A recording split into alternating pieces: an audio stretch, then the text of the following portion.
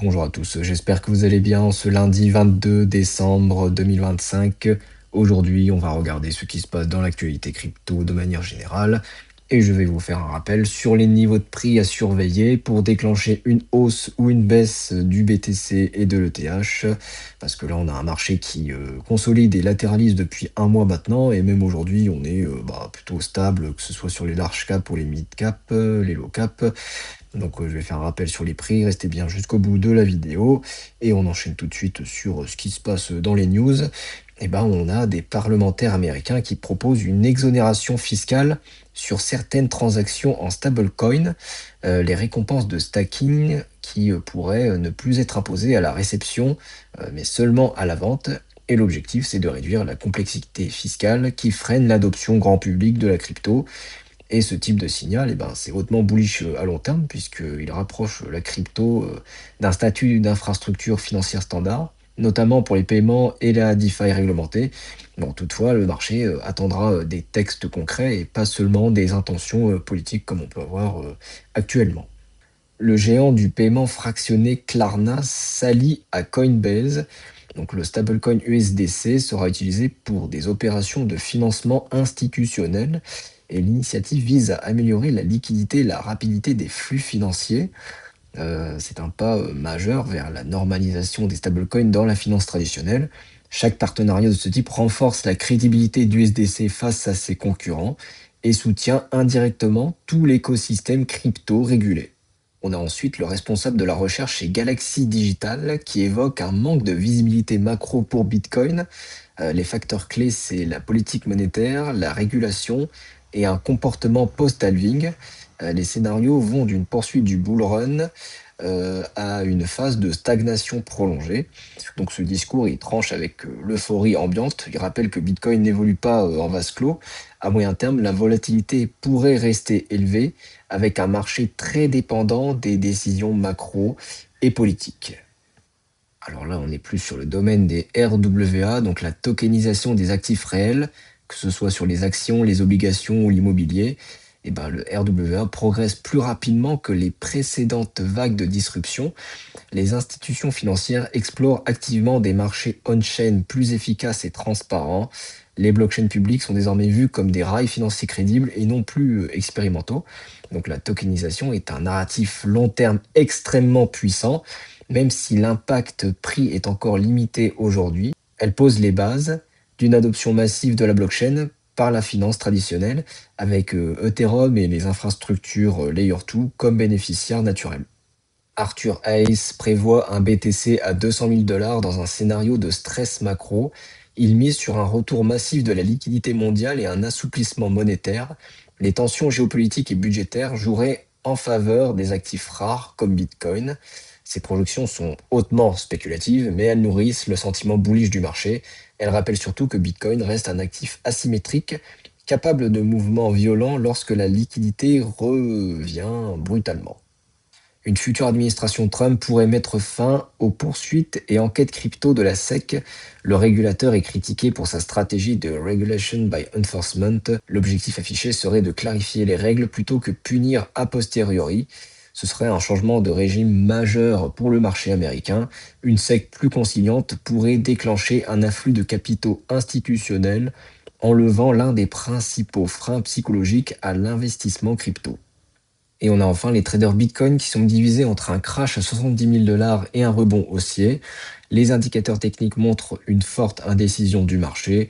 Certains traders anticipent une correction profonde vers 70 000 dollars et d'autres parient sur un rebond rapide, soutenu à la fois par les ETF et la demande institutionnelle.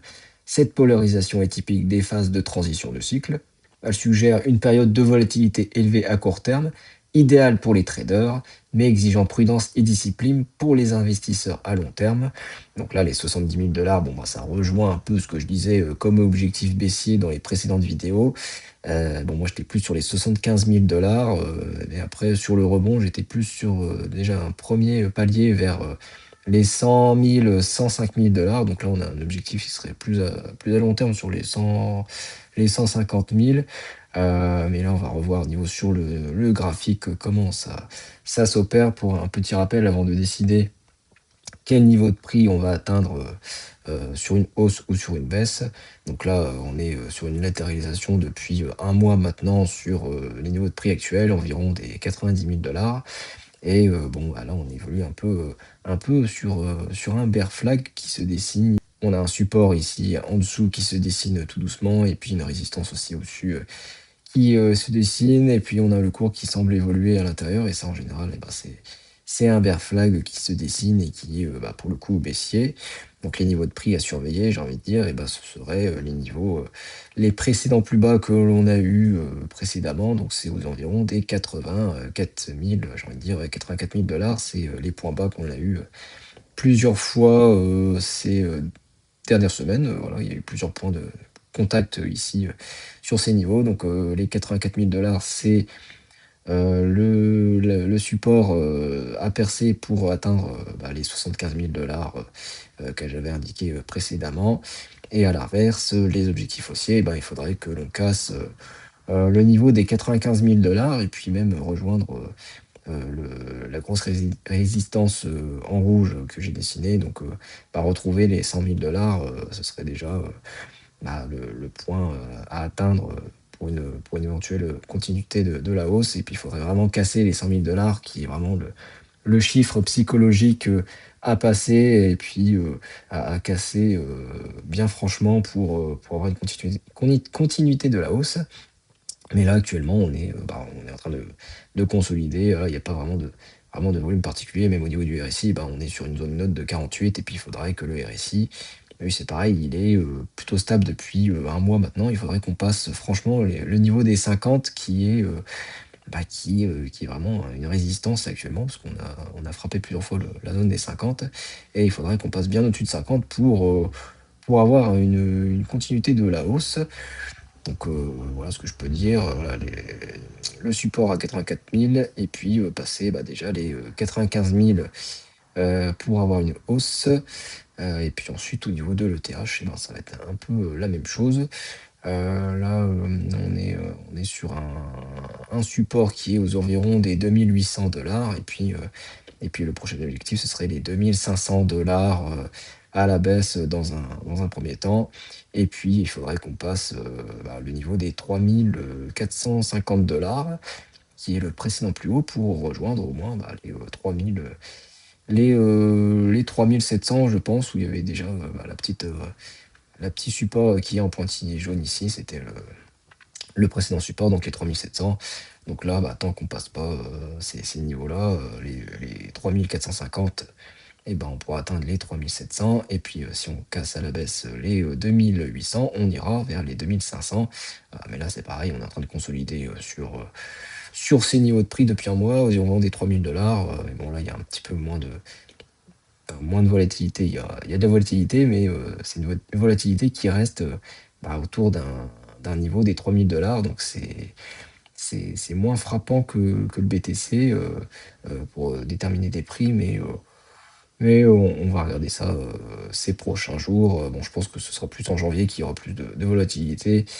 Mais là, c'est assez compliqué de se positionner parce qu'il n'y a pas forcément de grands faits d'actualité macro. Et même là, bon, sur décembre, c'est les fêtes, donc il n'y a pas vraiment beaucoup d'activité en ce moment. Donc je pense qu'en janvier, ça devrait redémarrer un petit peu plus fort. Voilà, abonnez-vous et mettez un petit pouce bleu, ça encourage toujours mon travail. C'était Benjamin, alias Black Wolf. J'espère que la vidéo vous a plu. Ciao, bye.